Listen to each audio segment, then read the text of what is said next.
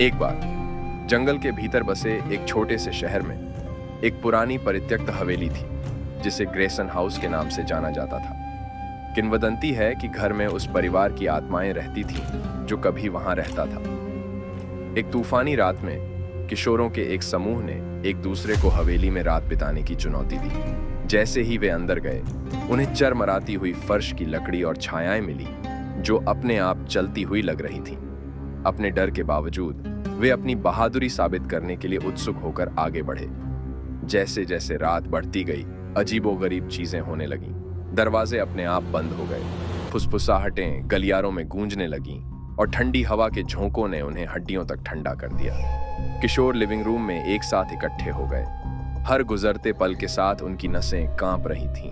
अचानक एक खून जमा देने वाली चीख ने सन्नाटे को चीर दिया। किशोरों में से एक बिना किसी निशान के गायब हो गया था।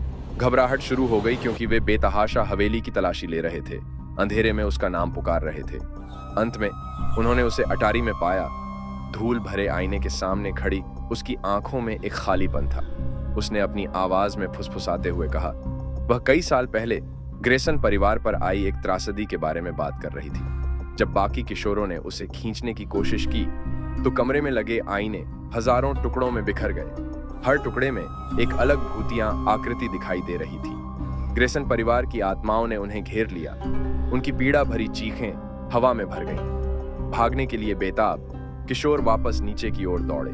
उनके सीने में दिल की धड़कनें तेज हो रही थीं। लेकिन जैसे ही वे सामने के दरवाजे पर पहुंचे, वह उनके सामने बंद हो गया और उन्हें प्रतिशोधी आत्माओं ने घर के अंदर बंद कर दिया। भयभीत और फंसे हुए उन्होंने महसूस किया कि भूतों को खुश करने का एकमात्र तरीका ग्रेसन परिवार की मौत के पीछे की सच्चाई को उजागर करना था। जैसे जैसे वे घर के काले इतिहास में गहराई से उतरते गए, उन्हें विश्वासघात और दिल टूटने की एक कहानी का पता चला जिसने परिवार को तोड़ दिया था।